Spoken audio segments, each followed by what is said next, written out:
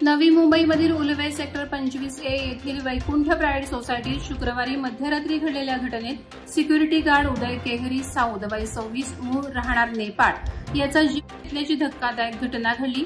नवरात्रीच्या काळात गरबा खेळून उशिरा सोसायटीत परतल्यावर झालेल्या किरकोळ वादातून ही घटना घडली।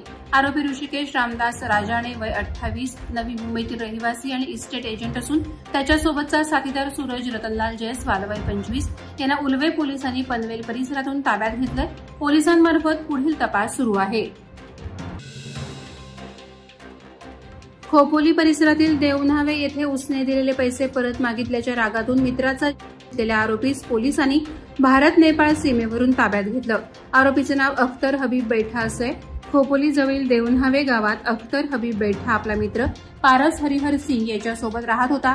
11 सप्टेंबर रोजी दोघांमध्ये पैशांवरून वाद झाला। रागाच्या भरात अख्तरने पारस सिंग याच्या डोक्यावर दगडानं प्रहार केला। गंभीर जखमी अवस्थेत सोडून तो पळून गेला। त्यानंतर पोलिसांनी सापळा रचून भारत नेपाळ सीमेवरून आरोपी अख्तर हबीब बैठा यास अटक केली।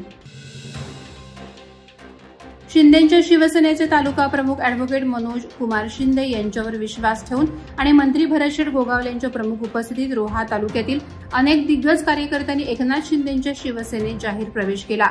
या यादीत आंबेवाडी मतदारसंघाचे जिल्हा परिषद सदस्य दया पवार यांचा समावेश असून आदिवासी समाज बहुसंख्येनं त्यांच्या पाठीशी असल्याने या पक्षप्रवेशामुळे शिवसेनेला रोह्यात निश्चित फायदा होणार आहे। त्यावेळी रोठ ग्रामपंचायतचे 9 पैकी 7 सदस्य शिंदेच्या शिवसेनेत गेल्याने राष्ट्रवादी रोह्यात मोठा धक्का बसल्याचं मत राजकीय तज्ज्ञांनी व्यक्त केलं आहे। पेण तालुक्यातील काराव ग्रामपंचायत हद्दीतील तरुणांना JSW कंपनीत नोकरीत सामावून घेण्याच्या मागणीसाठी ग्रामपंचायत सदस्य दिनेश म्हात्रे, भागश्री कडू, वैशाली म्हात्रे, दीपाली भोईर आणि मुक्ता वाघमारे यांनी 6 ऑक्टोबरपासून ग्रामपंचायत कार्यालयासमोर बेमुदत उपोषण सुरू केलंय। स्थानिक ITI डिप्लोमा आणि डिग्रीधारक तरुणांना गेल्या 32 महिन्यांपासून संधी नाकारण्यात येत असल्याचा आरोप त्यांनी केला। कंपनीकडून ठोस लेखी आश्वासन मिळेपर्यंत उपोषण सुरू ठेवण्याचा निर्धार उपोषणकर्त्यांनी केला असून या आंदोलनाला ग्रामस्थ आणि समाजसेवकांचा पाठिंबा मिळत आहे।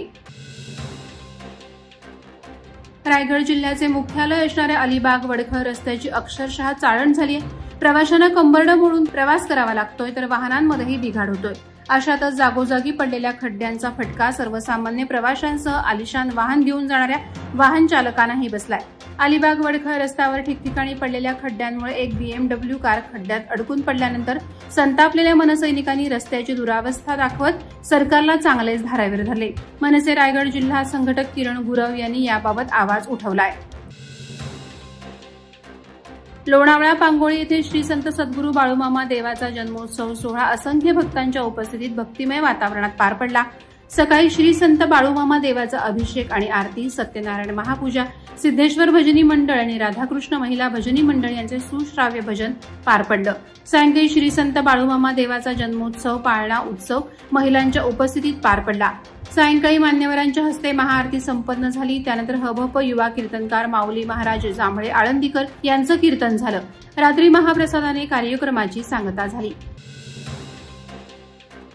शिक्षक दिनानिमित्त महाराष्ट्र राज्य आदर्श शिक्षक समितीमार्फत देण्यात येणाऱ्या जिल्हास्तरीय आदर्श शिक्षक पुरस्कार वितरण सोहळ्यात उरणपाले येथील प्राथमिक शाळेच्या शिक्षिका चैताली म्हात्रे यांना जिल्हास्तरीय आदर्श शिक्षिका पुरस्कार प्रदान करण्यात आला। तसंच उरण तालुक्यातील रितेश मोकल यांनाही आदर्श शिक्षक पुरस्कारानं सन्मानित करण्यात आलं।